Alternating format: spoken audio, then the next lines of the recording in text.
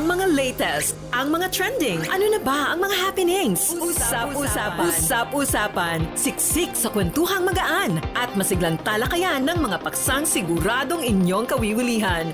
Bawat usapin, magkabuluhan. Kaya people of all ages, kasali kayo sa Usap-usapan sa Radyo Pilipinas World Service.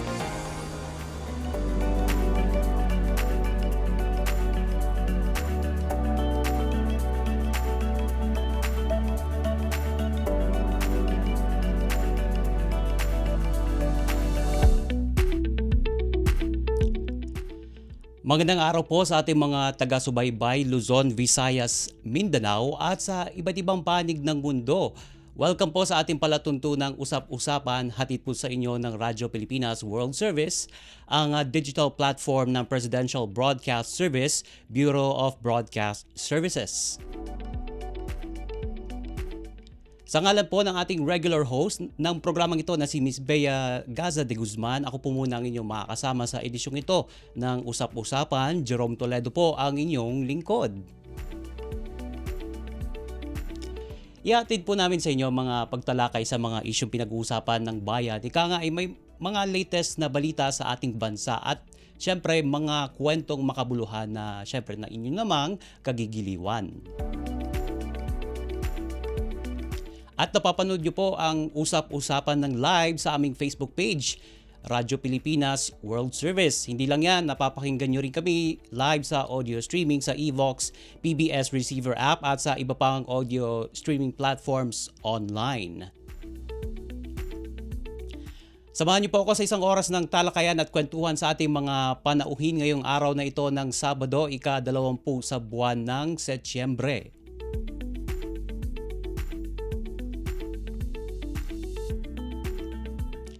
Mamaya po sa ating programa ay matutunghayan natin ang kwento ng dedikasyon at pagsusumikap ng isang kadete ng Philippine Military Academy na nagkamit ng pinakamataas na parangal dahil sa ipinakita nitong kahusayan sa military training at nag-excel pa ito sa academics. At nakuha lang naman niya kasi itong kadete, nakuha lang naman niya ang isang prestiyosong award mula sa Korea Military Academy ng South Korea. Mamaya aalamin natin ang kanyang kwento dito po sa ating programa. Samantala may inabangan din tayong talumpati po ng ating mahal na Pangulong Ferdinand R. Marcos Jr. kaugnay po ng paglulunsad ng student beep card. Ito nga ilulunsad ngayong umagang ito ng Sabado, itong student beep card. Itong student beep card na ito ay magbibigay ng 50% ng diskwento sa mga estudyanteng pasahero na sumasakay sa mga sumusunod na railway system natin sa LRT1, LRT2 at MRT3. At bilang tugon po yan sa utos po ng Pangulong Ferdinand Marcos Jr. na gawing convenient at hassle-free ang pagko-commute dito sa Metro Manila. At unang ipinagpaliban niya a week before, ilulunsad na dapat itong student beep card. Pero nagkaroon nga ng system issue kaya dahil na-resolve na nga ayon doon sa statement ng Department of Transportation, na-resolve na yung system issue ng student beep card kaya naantala ito ng konti. Kaya sa ngayon ay ngayong Sabado, tuloy na ang paglulunsad nitong student beep card na 50% discount sa mga estudyante natin. Kasama kaya dito yung mga estudyante ng postgraduate, itong mga masters? Kasi ang target nito mga college students, mga high school students. Syempre hindi pa kasama yung elementary, although sana maisama din, pero kasama kaya dito yung mga nagma-masters na syempre nag-aaral pa rin yan sa mga universidad, sa mga paaralan. Yan, malalaman natin yan mamaya kapag inilunsad na itong student beep card dun sa Legarda Station dyan sa lungsod ng Maynila. Sa LRT2, Legarda Station particular dyan sa lungsod ng Maynila.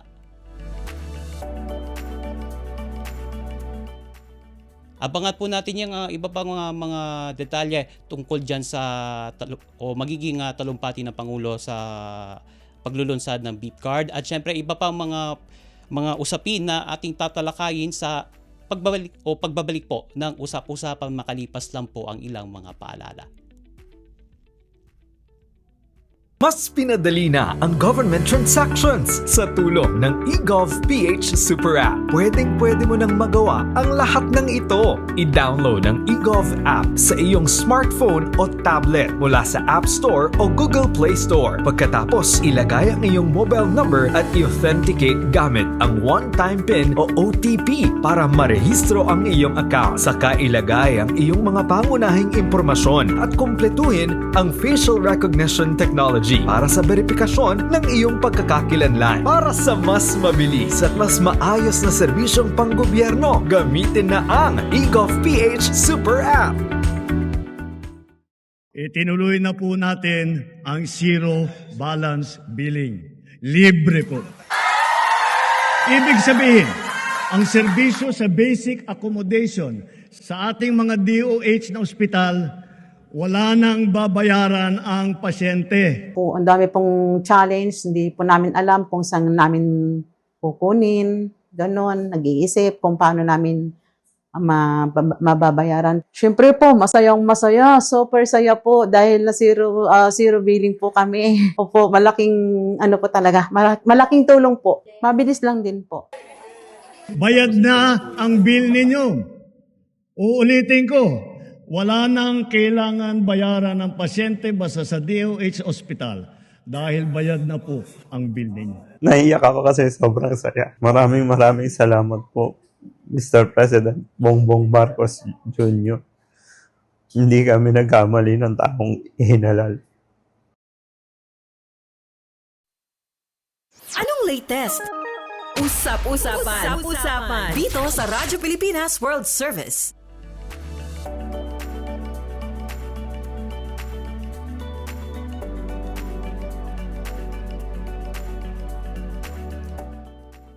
Nagbabalik po tayo dito sa programang Usap-Usapan dito sa Radyo Pilipinas World Service. Kasama niyo pa rin ang inyong lingkod, Jerome Toledo.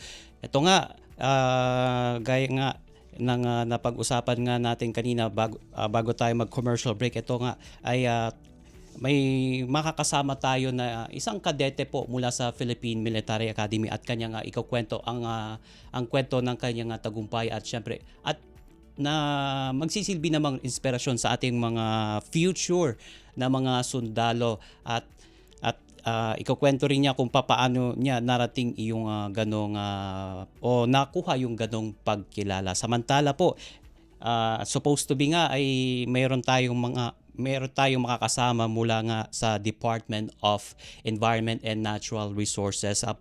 Kasi meron pong issue dito na ating nalaman na patungkol nga dito sa mahigit 700 na mga puno na puputulin po na upang bigyan daan ng isang wind or itong green energy project at particular itong wind project dyan sa may Tanay Rizal. Itong mga mahigit 700 puno na puputulin po ay matatagpuan po ito sa Infanta, Quezon sa bandang doon sa may Marilake Highway. At nagpahayag nga po ng pagkabahala ang mga environmental groups sa nakatakdang pagpuputol at pagpuputol nga po ng mahigit 700 mga puno diyan sa highway o sa Marilake Highway na sakop ng barangay na Dinahican hanggang sa barangay Magsaysay diyan sa Infanta. At puputulin po yung mga puno na yon, yung mahigit 700 na yon para makadaan ng maluwag itong wind turbine kasi merong wind turbine project po dyan sa Tanay at ito yung daan na yon sa Marilake, yun yung magiging daan, yun yung gagawing daanan ng wind turbine patungo doon sa Tanay Rizal at yun ang ikinababahala ng mga environmental group. Sa joint statement kasi na inilabas ng mga miyembro ng Wild Bird Club of the Philippines at Wild Bird Photographers of the Philippines, nagbabala sila na yung mga puno na posibleng putulin ay maaaring magkaroon ng epekto o magkaroon ng ecological imbalance doon, sapagkat matatagpuan doon sa naturang mga areas yung mga rare bird species, itong mga rare tree species na maapektuhan ng tree cutting. At syempre, maapektuhan din yung mga native tree species dyan sa lugar na yan.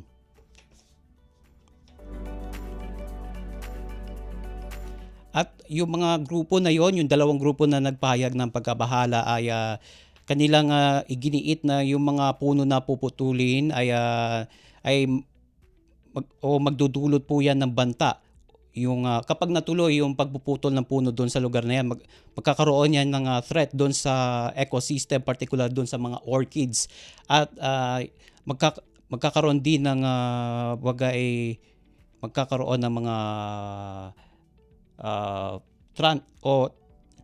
mag-transmit o mag-migrate itong mga rare species na ito kasi puputulin yung mga puno na yan na nagsisilbing habitat ng mga species na yan. So malaking banta po yan sa balanse ng ecosystem dyan sa lugar.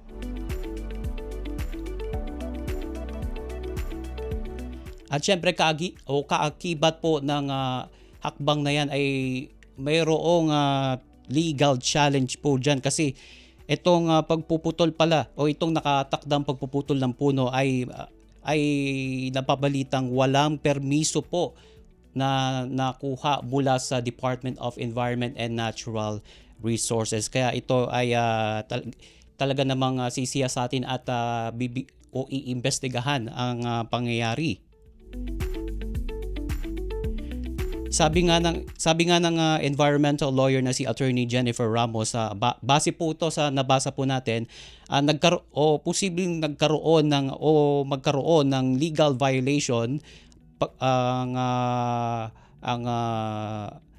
ang aktibidad na ito dahil ito ay nagpatuloy o magpapatuloy kahit wala pa itong permit mula pa sa DENR.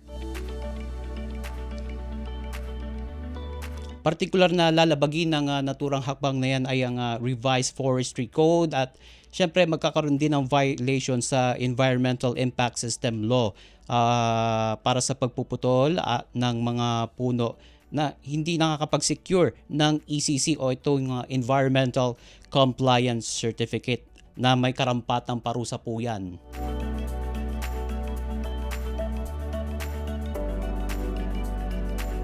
Tatanong sana natin to sa DNR kung ano yung magiging hakbang nila dito, kung isususpindi ba nila o meron ba silang impormasyon na mayroong ginagawang hakbang na ang lokal na pamahalaan dyan sa Infanta upang hindi matuloy o kanselahin ang proyektong yan o yung hakbangin na yan na makakaapekto sa ecosystem dyan sa lugar.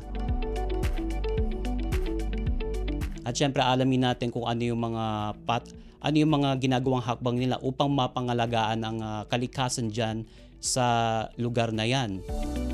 Baka nga ano pa ito, isa pa itong nature reserve area na syempre kailangan nating bantayan at alagaan. Sayang na hindi po tayo nakasecure ng opportunity sa DNR. Anyway, we'll have DNR sa mga susunod na mga pagkakataon kung pumutok pa itong issue na ito doon sa naturang pagpuputol ng mga puno na yan. Siyempre, napakahalaga ng role ng mga puno sa ating kalikasan. Siyempre, naturally, itong mga punong ito ay nagpo-provide sa atin ng shelter at saka syempre yung pinoprotektahan tayo mula sa matinding sikat ng araw, 'di ba? Binibigyan tayo ng shade ng mga daang-daang puno. Kapag natapat ka nga lang doon sa isang puno, kapag sa mainit na panahon, makakaramdam ka ng lamig sa katawan. Kaya gayon na lamang po yung pagtutol ng mga environmental groups dyan sa hakbangin na yan. Bukod po doon sa mga nabanggit ko ay magkakaroon nga ng imbalance doon kasi itong mga maapektuhan yung tahanan po ng ating mga tahanan ng mga rare species. Baka posibleng maglipatan sila sa isang lugar o di kaya tuluyan silang mawala. Kaya dapat masagot po ito ng Department of Environment and Natural Resources.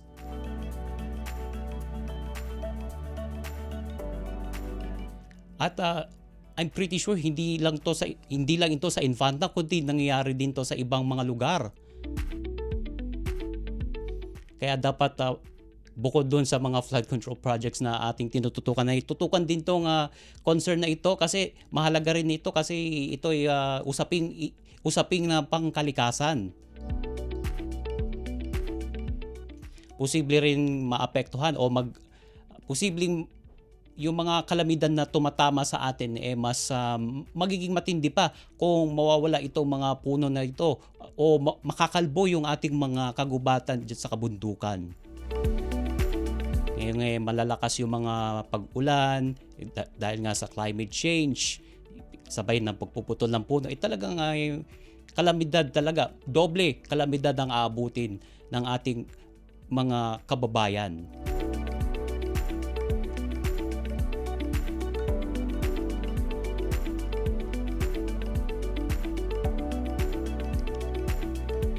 Sana kung mapagbigyan tayo ng pagkakataon ng DNR para linawin ang issue nito, ay ating silang tatanggapin. No? Anyway, so we will have them next time po dito sa ating programa o sa mga iba pang programa dito sa Radyo Pilipinas World Service.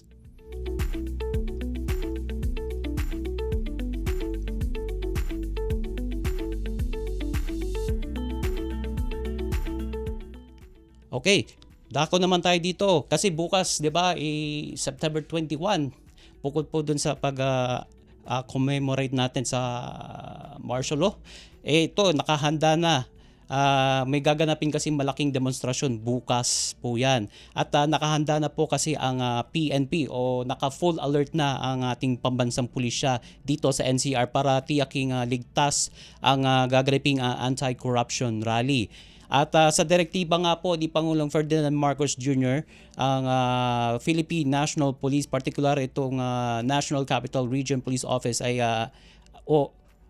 inilagay na itong National Capital Region rather, inilagay na po ito sa full alert status simula ngayong araw o kahapon pa ng alas 5 ng hapon para matiyak na ligtas ang publiko at mapanatili ang peace and order sa gaganaping anti-corruption protest rally sa Linggo. Ayon po sa PNP, mahigit 50,000 police personnel sa buong bansa ang ipakakalat na magkakaroon po ng close coordination sa Armed Forces of the Philippines at sa iba pang mga government agencies para tiyakin ang kaligtasan at mabilis na responde sa mga security challenges na maaaring mangyari sa mga demonstrasyon bukas.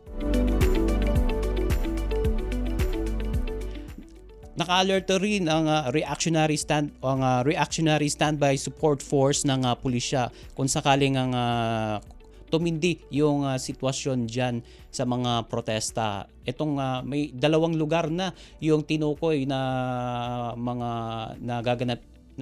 Tinukoy yung 2 lugar na paggaganapan ng demonstrasyon. Ito yung EDSA at yung Luneta sa lungsod ng Maynila.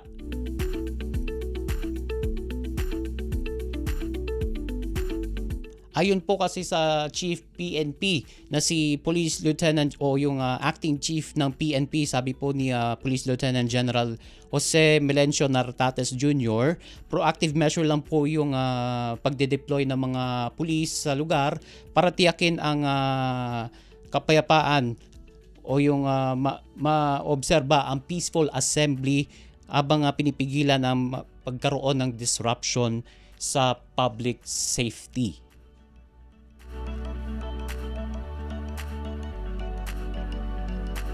Okay, so sa ating mga kababayan po dito ay palagi po tayo mag-ingat at may forecast ngayon ng Pag-asa na may paparating ng isang typhoon. Kaya inaasahan po yung mga pag-ulan, kaya sa mga sasama sa rally ay magdala po tayo ng payong. O kung hindi man tayo lalabas o kung wala naman tayong gaanong importanteng lakad, sa bahay na lang po muna tayo. Ayan. Okay, sa aming pagbabalik dito sa usap-usapan ay makakasama natin ang isang kadete na nagbigay ng karangalan sa ating bansa. At syempre, panoorin at pakinggan natin ang kanyang kwento ng sipag, tiyaga at pagsusumikap. Kilalanin natin siya sa pagbabalik po ng programang Usap-Usapan makalipas po ang ilang mga paalala. Alamin, ito ang walang pasok guide batay sa DepEd Order No. 37 Series of 2022. Sa sitwasyon ng pagbaha, automatic na walang pasok for all levels sa mga lugar na kasama sa flood warning ng Pag-asa. Automatic suspended naman ang klase at trabaho kung ang flood warning ay inilabas sa oras na nagsimula na ang klase. Para sa mga lugar na hindi kabilang sa flood warning ngunit nakararanas ng pagbaha, nakadepende kay Mayor o kay Governor ang desisyon sa suspensyon. Tandaan, sakop lamang ng DepEd Order na ito ang levels K-12 sa mga pampublikong paaralan, ngunit may option naman ang mga pribadong paaralan, state or local universities and colleges na sundin ito. This is a public service announcement from PBS, Presidential Broadcast Service, and Radyo Pilipinas. Anong latest? Usap-usapan dito sa Radyo Pilipinas World Service.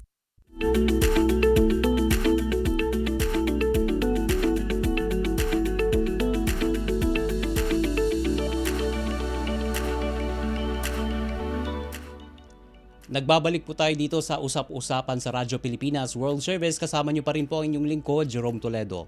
O ito na bago natin kilalanin itong binabanggit natin kanina na kadete ng Philippine Military Academy na nagbigay ng karangalan sa ating bansa. Bigyan ko muna kayo ng background o profile nitong magiging guest natin o itong kadete natin.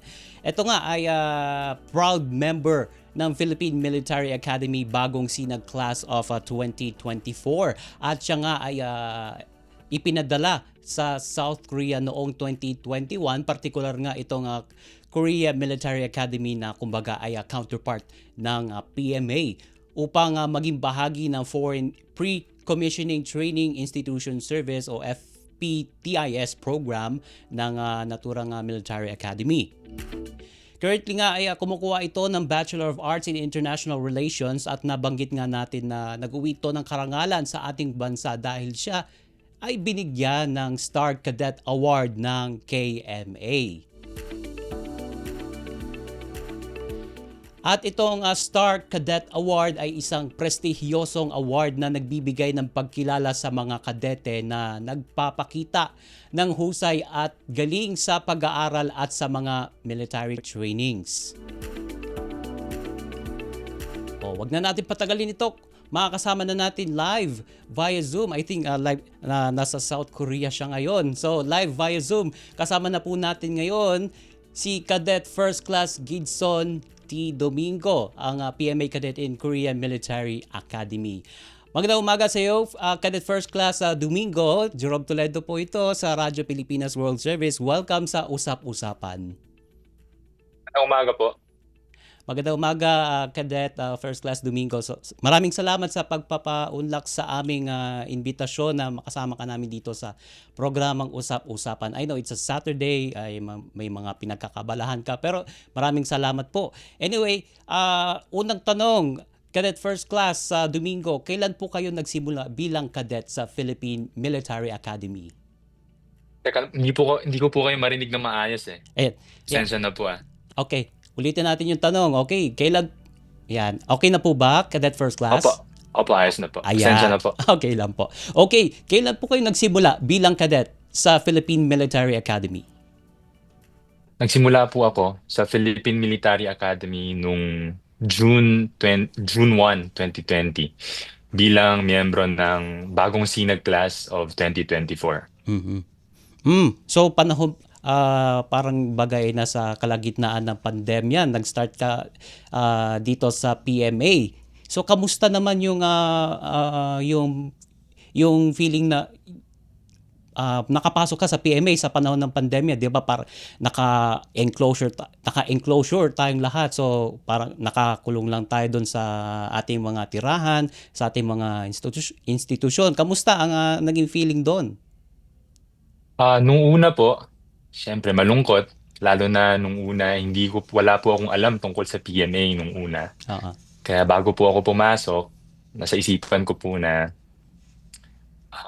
hindi ko po alam kung ano mangyayari sa loob sa totoo lang. Pero nung nasa loob na po ako ng PMA, papasalamat din po ako dahil kasi dati po, narinig ko po sa mga kaibigan ko pagkalabas ko na ng PMA, nung nandito na ako sa Korea, sabi nila na ah, lahat online classes sila. Pero nung nasa PMA po ako, ah, naka, magkakalayo lang po kami sa classroom, pero face-to-face po yung klase namin. Okay, so face to face lang at may social distancing noon. So medyo may challenge doon sa pag-aaral. Nevertheless, nagpatuloy ka sa iyong journey diyan sa Philippine Military Academy. And balita namin napasama kayo dito sa Foreign Pre-Commissioning Training Institution Service o FPTIS program ng PMA. Ano po ba ito, Cadet First Class Domingo? Paano po napapasama o napipili sa programang ito ang isang kadete? Yung FPTIS po, yun po yung oportunidad na binibigay ng PMA sa mga piling kadete para makapag-aral sa ibang bansa. Nung panahon ko po, pasok po ako sa top 70 ng PMA bagong sinag class of 2024. Tapos pinapili po kami sa 4 na bansa. Meron pong US, Australia, Japan, at South Korea. Ngayon po, meron na rin pong India. Nung panahon ko po, wala pa. Dumadaan po kami sa screening process base sa academic standing, physical fitness, at overall performance bilang kadete. 3 po kaming pinadala sa South Korea, isang kadete, bawat branch of service. At ako po yung pinadala sa Army. Tinapos ko po muna yung pagpeplebo ko sa PMA bago ako pinadala sa South Korea. Tapos nung nasa South Korea na po ako, 1 taon po yung language course ko dito sa Korea Defense Language Institute. Bago magsimula yung winter training ko sa Korea Military Academy, nakatumbas ng New Cadet Battalion Training ng PMA na tinatawag naming Beast Barracks. Okay, so naging plebo ka muna sa Army ng ilang taon ito, Cadet First Class? Nung nasa PMA po ako, yung pagpeplebo po, matatapos po yan, 1 taon po talaga yan eh. Pero napaaga po ako ng parang 2 buwan po. Halos 10 buwan lang po ako sa PMA. Tapos pinadala na po ako sa South Korea. South Korea, yan. Okay. At syempre, mayroon ding winter trainings nga doon nung pinadala ka doon sa Korea Military Academy. Matanong ko lang, Cadet First Class, gaano ba kahirap itong winter trainings? Kasi matindi ang lamig sa South Korea. Paano mo nalampasan ito?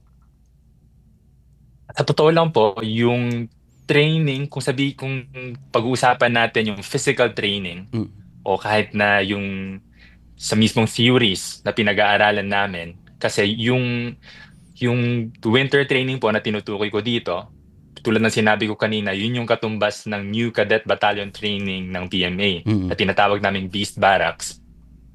Yun po yung transition from civilian life to military life. Kaya yung Beast Barracks po namin sa PMA, syempre nahirapan po ako kasi yun yung transition ko ng civilian life to military life. Pero nung nandito na po ako sa South Korea, nung nag-winter training kami dito, kahit halos magkapareha lang yung training, hindi na po ako ganun na nahirapan sa pag-adjust mula sa civilian life patungong military life. Pero ang problema po, masyado pong malamig dito. Oo. Nung panahon ko po, ang pinakamalamig noon, -18 degrees, yung pinakamalamig nung panahon ko. Kaya araw-araw, pag magigising, ang pakiramdam ko sa PMA, natatakot ako kasi wala pa akong masyadong alam. Pag nandito na ako sa Korea, hindi ako natatakot kasi alam ko kung anong gagawin. Pero masyado pong malamig. Kaya yun po yung nakakapanlumo po yung lamig talaga dito. Oo. Yan yung mga isa sa mga challenges mo diyan sa pagpasok mo diyan sa Korea Military Academy bilang isang foreign exchange student nga ika nga, 'di ba? Bukod doon, ano-ano pa yung mga challenges o hamon na pinagdaanan mo sa pagsama dito sa Foreign Pre-Commissioning Training Institution Service o FTIS program? Hindi po madali ang sumama sa program na yun. Mm. Malayo ka sa pamilya, malayo ka sa kultura na nakasanayan mo, at Mm. lalo na hindi mo magamit yung sarili mong lengguwahe. Pag nasa klase, Korean lang po yung gamit ng professors namin. Mm. Kaya hindi pwedeng magpahinga lang sa gabi pagkatapos ng klase. Mm. Dahil kahit pa mag-aral ako sa panahong dapat nagpapahinga, mahirap pa rin pantayan yung mga kadeteng Koreano kahit na di pa sila mag-aral. Mm. Kaya doble, triple, kayod po talaga para malampasan sila. Mm. Okay, so Sanay rin po tayo, yeah, go ahead po. Sorry po. sanay rin po tayo sa init sa Pilipinas, katulad ng binanggit ko kanina na nakakapanlumo yung lamig. Mm. At nasa dugo po nating mga Pinoy yung pakikisama. Likas na sa atin yung bumagay sa kung saan tayo mapunta. Pero mahirap po makisama pag wala kang naiintindihan. Yan. Kaya mahirap po ang buhay dito sa Korea nung una para sa akin dahil Mm-mm. hindi pa ako nakakapagsalita ng maayos. Mm-mm. Pero sa tulong po ng foster family ko, natutunan ko ng mabilis yung lengguwahe. Sila yung pamilyang inuwian ko pag weekend. Mm-mm. At minsan naman po, nagkikita-kita rin kami ng ibang kadeteng mga Pinoy mula sa ibang branch of service. Okay, nabanggit mo nga itong foster family mo dyan sa Korea. So, kamusta yung pagtrato nila sa'yo? Kasi isa ka, bukod nga doon sa may language barrier, so hindi rin naman nila alam na mag-Filipino. So, kamusta yung treatment nila sa'yo, Cadet First Class? Kakaiba po tayo ng pananaw at experience tungkol sa mga Koreano. Mm-mm. Kumbaga, pagka nakikita ko po yung ibang mga Pilipino, may mga Pilipino na hindi maganda yung tingin nila, Mm-mm. may mga Pilipino rin na maganda yung tingin nila. Ako po, nandun po ako sa maganda yung tingin ko sa mga Koreano. Ayun. Yung pagtrato po nila sa akin, hindi po nila ako tinatrato na ibang tao, ibang lahi. Parang pagtrato po nila sa akin, parang may talaga nila na anak. At labas po sa foster family ko, pati yung mga mista ko sa loob ng academy, lahat po sila, ang trato talaga sa akin, parang mista na, Mm-mm. kumbaga, hindi po Ka-level. tinatrato na ibang lahi. Oo. Kumbaga, parang Koreano na rin yung pagtrato po sa akin dito. Mm-mm. At syempre parang ka-level na rin kasi kapwa mo sila kadete, di ba? Cadet First Opo. Class? Opo. Okay. Okay, so ito naman, ano naman po yung kinukonsideran yung pinakamasayang karanasan sa foreign pre-commissioning training service program? Marami po pero isa po sa pinakamasaya yung pagkakataon kong makasama yung mga mista ko dito. Mm-mm. At kasabay na doon, yung pagka-weekend po kasi nakakalabas po kami ng academy Mm. Kaya pag nakakalabas po kami, madalas po kasama ko yung mga mista ko, magagala. Kung hindi ko po kasama yung mista ko, kasama ko po yung foster family ko na tinukoy ko kanina. Mm-mm. Para sa akin po, yun yung pinakamasaya na parte ng pagkakadete dito sa Korea. Siyempre, masaya po yung training sa loob. Mm-mm. Masaya po yung training. Kaso, kung ikukumpara sa saya pagkasama ko yung mga mista ko at kung kasama ko yung pamilya ko dito, hindi po makukumpara yung saya. Mm-mm. At syempre nalilibot mo yung South Korea sa iyong free time dyan, di ba, Cadet First Class? At natututunan mo yung kultura. Opo, halos ubos ko na po yung South Korea. Halos kahit sa labas ng South Korea, marami pong mga iba't ibang islands din po Baka pamilyar po kayo sa Jeju. Yan, Pero oo. bukod po sa Jeju, may mga Ulleungdo, may iba't iba pong mga islands pa. Meron po kaming program sa loob ng academy na makakapaggala sa labas ng Korea sa loob pa rin ng Korea sa malalapit na mga pulo. Ay, ito, maisingit ko lang, Cadet First Class. Gaano ka naka-fluent ngayon sa Korean language? Sa ngayon po, sa totoo na po, matagal na po Matagal na po akong fluent. Mm-mm. At hindi naman po sa nagmamayabang, pero yung yung award po na natanggap ko dito, kumbaga hindi po talaga gano'n kadaling matanggap 'yun. Yun. Kaya sa pagkakaalam ko po, second year pa lang ako, pinagkakamalan na po akong Mm. hindi Pinoy. Oh, Hindi Pinoy dito, pinagkakamalan po akong Korean pagka nagsasalita. Korean talaga para ka ng kabilang diyan, no? Parang citizen ka na ng South Korea kung i-treat ka ng mga South Koreans. Opo. Oo. That syempre natutunan mo yung ganong language na sa mabilis na panahon lang, no? 1 year lang, no, nung pumasok ka doon sa language institute na yon doon sa KMA. Sa KDLI po, Korea Defense Language Institute, doon Ayun. po ako nag-aral ng 1 taon. Pero nung panahon po namin, COVID po yun Kaya Mm-mm. marami pong canceled na klase dahil kailangan mag-quarantine. Kaya Mm-mm. ang nangyari po nun, imbes na 1 taon, parang 9 months lang po kami nakapag-aral ng Korean. Mm-mm. Kaya nung bago po ako pumasok ng academy, naisip ko na sobrang kulang talaga. Kulang Mm-mm. talaga yung oras na nag-aral ako ng Korean. Mm-mm. Kaya ang nangyari po nun, pagkatapos ng 9 months na yon, kinupkup po ako nung tinutukoy ko kanina na foster family. Yun. Doon po ako nakatira sa bahay nila ng halos 2 buwan po yun. Mm. Dahil po sa 2 buwan na yon, napabilis po yung paggaling ko sa pag-aral ng Korean. Mhm. Okay, very good na mabilis mong natutunan yung language ng mga Koreans diyan. At syempre, Cadet First Class Domingo, pagbati din. At congratulations sa iyong parangal na nakuha sa Star Cadet Award diyan sa South Korea. At syempre, pinapakita nga natin sa screen yung Cadet Star Award na natanggap ni Cadet First Class Domingo.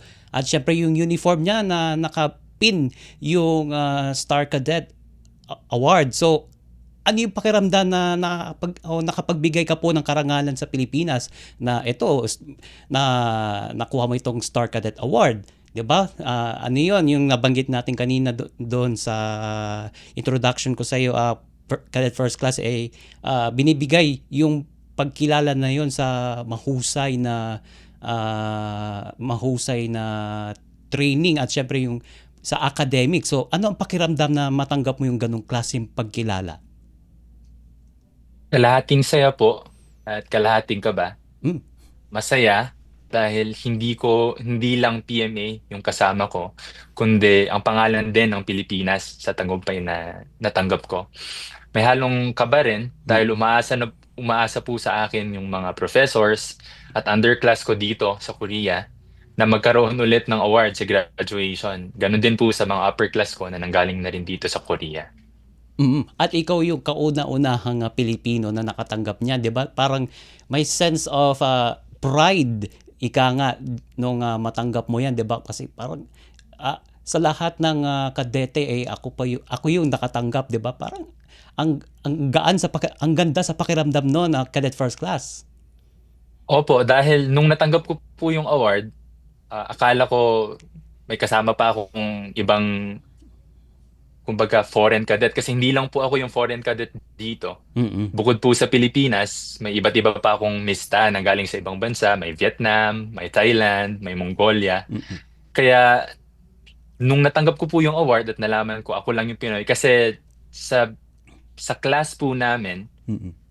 250 po kami sa class. 5 lang po kami ang nabigyan ng Star Cadet Award. Tapos yung 4 po na kasama ko doon ay mga Koreano po. Wow, sa lahat ng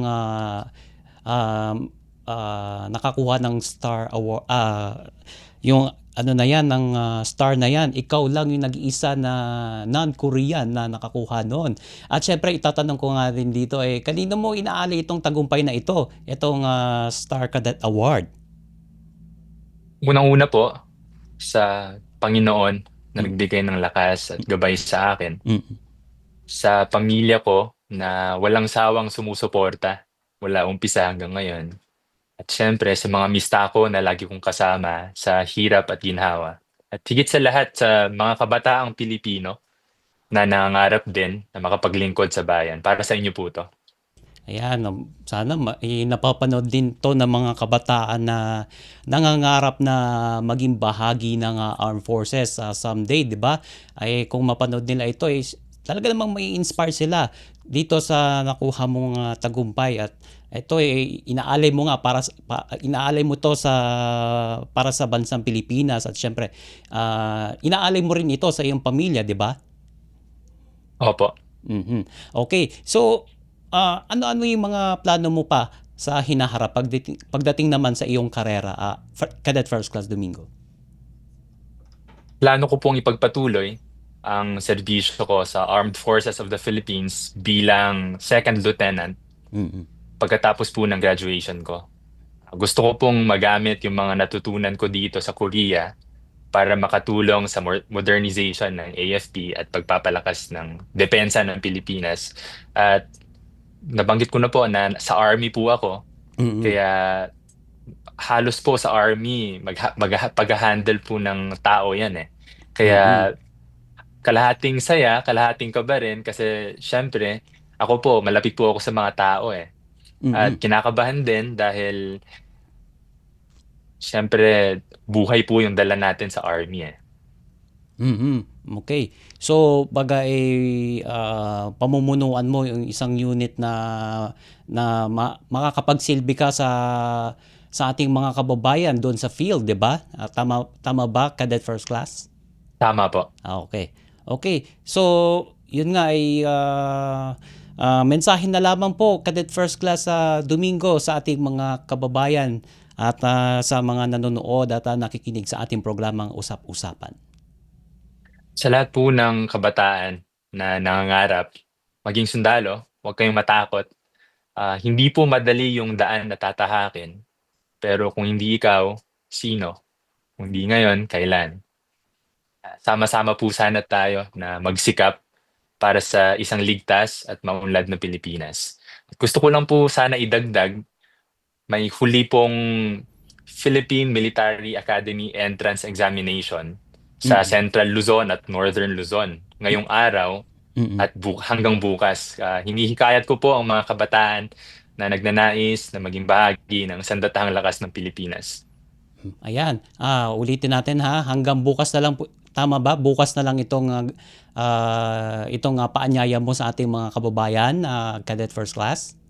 Opo, sa Central Luzon at Northern Luzon po. Yung sa ibang areas po ng Pilipinas, tapos na po. Ito na po yung pinakahuling pagkakataon. Okay. Okay, Cadet First Class, may pahabol na tanong dito. Ayan, may nagtatanong.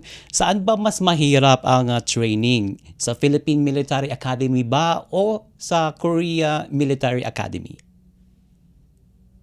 Mahirap na tanong po yan eh. Para sa akin po, hindi ko po masasagot kung saan yung mas mahirap o saan yung mas madali. Pero sa ngayon po kasi, ah, dahil yung focus po ng Korea Military Academy ay nasa territorial defense. Kumbaga laban sa labas sa Korea. Pero nung nasa PMA pa po ako, yung focus po natin nung mga panahon na yon, wala pa masyado sa territorial defense. Mm. Pero masaya po ako na ipaalam sa inyo kasi galing po ako ng PMA nung nakaraang January at Mm. taon-taon po bumabalik po ako ng PMA para mag-report. Kumbaga kailangan po kasi ng feedback tungkol sa mga natututunan namin dito. At masaya po akong sabihin na halos magkapareha po yung focus ng South Korea at Pilipinas sa ngayon na nandun na po sa territorial defense. Kaya dati po nung plebo pa ako, halos guerrilla warfare po yung focus namin. Pero pagkatapos po nun, Mhm. nag-shift na po yung kumbaga focus ng AFP, Mm. ng PMA sa territorial defense. Kaya kung ikukumpara yung sa ngayon na training, halos magkapareha na lang po. Magkapareha. At syempre, from an internal approach, ngayon naging external na. So parang bagay nagkaroon ka ba ng bagay, some kind of shock? Kasi adjustment yun eh, from internal defense to external defense. Sa totoo lang po, hindi po. Kumbaga, produkto po to ng mga ginagawa ng AFP na mabawasan yung tinatawag nating lawless elements sa loob ng bansa natin. Yung pag-shift po sa external defense ay produkto ng ibig sabihin nun na nabawasan na po at na kumbaga hindi na po ganon kalala yung problema natin sa lawless elements. Kaya hindi po ako nagulat sa totoo lang kasi syempre marami pong ginagawa ang AFP para po makamit natin yung isang ligtas na Pilipinas. Ayan, very well said. Okay. So, yun nga, in the near future nga, magiging bahagi ka na ng Armed Forces of the Philippines. At balita ko, March 2026 ang graduation ng bagong sinag class. I'm sorry, March 2026 yung graduation mo dyan pala dyan sa Korean Military Academy. Tama ba? Tama po. Ayan, okay. So, good luck sa iyong journey dyan sa Korean Military Academy at saludo po ko at ang aking mga kasamahan dito sa Radyo Pilipinas World Service sa iyong sipag at pagsusumikap para maabot mo yung kung nasaan ka man ngayon, Cadet First Class Domingo at syempre na nakapagbigay ka ng karangalan sa ating bansa sa pamamagitan nga nitong pagbibigay sa iyo ng Cadet Star Award ng Korea Military Academy. At maraming salamat Cadet First Class Gidson Domingo sa pagsama sa aming programa at pagtanggap sa aming paanyaya para maibahagi mo naman ang iyong kwento sa ating mga kababayan dito sa Pilipinas. Maraming salamat, Cadet First Class. Salamat po. Ayan. Nakasama po natin sa programang Usap-Usapan si Cadet First Class Gidson Domingo, ang class of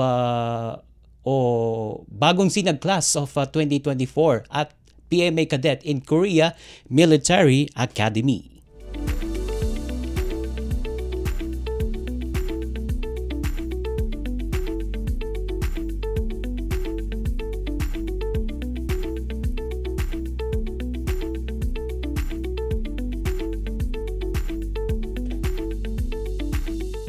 Okay, bago po tayo magtapos ay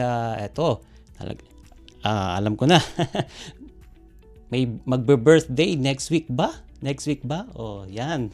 Ayan, babatiin ko na in advance ang host ng programang ito babatiin ko na siya ng happy birthday. Itong si Miss Bea de Guzman. Ako, kaya pala wala ka ngayon sa programa. Okay, yan. Happy birthday sa iyo ha. Hope you enjoy your day at alam namin na nasa tabi-tabi ka lang. Pero we wish you a very happy birthday and I will see you soon.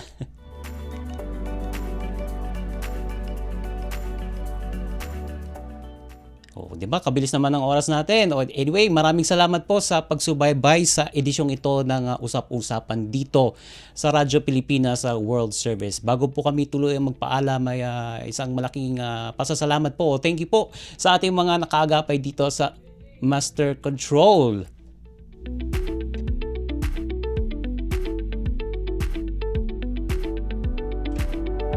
Ayan, bago po tayo i-mention natin yung mga nakaagapin natin. Ako, may nakalimutan pala ako. May nagbe-birthday pala ngayong Sabado.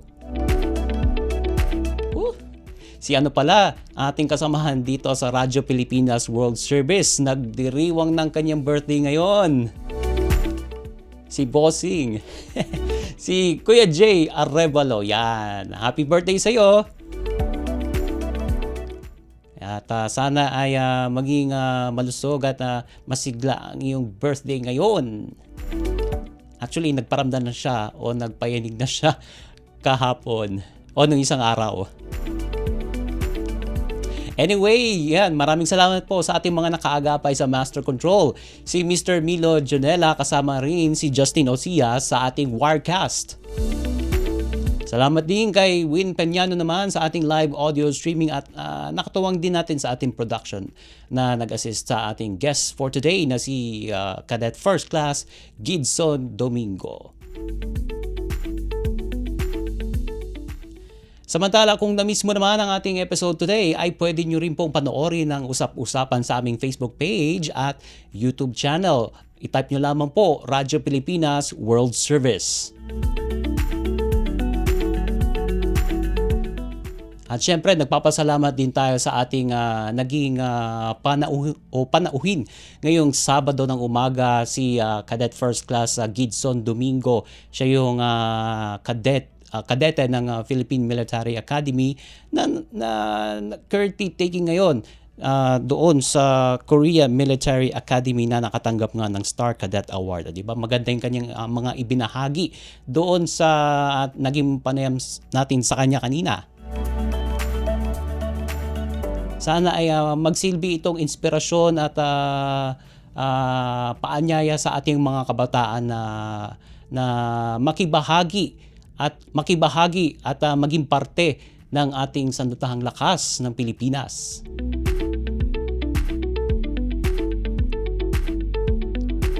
Ay nawa ay maging matagumpay ang iyong journey diyan sa Korea Military Academy.